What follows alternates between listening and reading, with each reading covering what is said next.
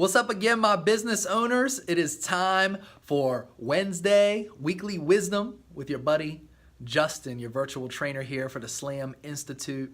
And last week I mentioned about close ratio being relative to the lead measures associated with engagement and asking for the sale, meaning if you want to influence your close ratio, you need to influence your engagement and or your willingness to ask for the sale. And I want to dive a little deeper on this because this is a very, very important thing. Close ratio is probably one of the most important metrics in my mind and should be in yours as well, because it's a great measure of how impactful I am with the traffic that I am getting. And so I want to talk first about engagement. Someone who is struggling with a close ratio that's maybe in the teens, low 20s, anything without a 3 in front of it's just not acceptable for Slam. There's no way you're deploying the Slam tactics if you're closing less than 30%. Let me repeat that. I can 100% assure you that you are not deploying the Slam tactics if there's not at least a 3 in front of your numbers. And honestly, if you're really doing it, a 4 would definitely be. You could be closing in the 40s easily. We have $1 million writers who are doing this. This isn't hyperbole. This is reality. Don't let yourself off the hook. Use the product.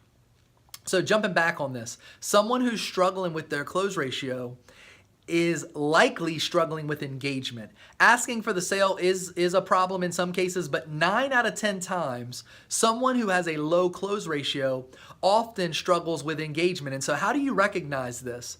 If you're someone who finds themselves in the periphery, what I call the twilight zone, kind of off, following the customer around, waiting for them to kind of invite you in, always getting the I'm just looking. And so right from the beginning of the sale, even after the greeting, you're kind of just waiting for them to say, nope, didn't see what I like, nothing jumped out at me. If you're getting those type of responses and you don't find yourself engaged, just totally like asking questions, dating your customer, if you don't even find yourself with that opportunity, chances are you have a very low close rate, because the furniture can't just sell itself, and you can't rely in this business on just taking the orders when somebody says, oh, that's the perfect sofa for me. Thank you for being here to write this up for me.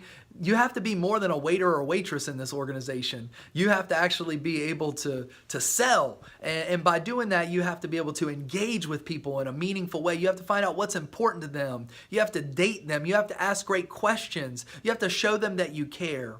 And in doing so, you will drive up your engagement. You cannot, listen to me, business owners, you cannot let yourself get comfortable stuck in the periphery. You cannot allow yourself to get comfortable when the customer blows you off with, I'm just looking. You should be super uncomfortable with that and demand of yourself that you are going to get engaged. Somehow you're going to break through the ice and you're going to get engaged and stay engaged with that guest. And if you do, you will drive close ratio through the roof. So, close ratio, 2 things impact it. Either you're not engaged or you're not asking for the sale.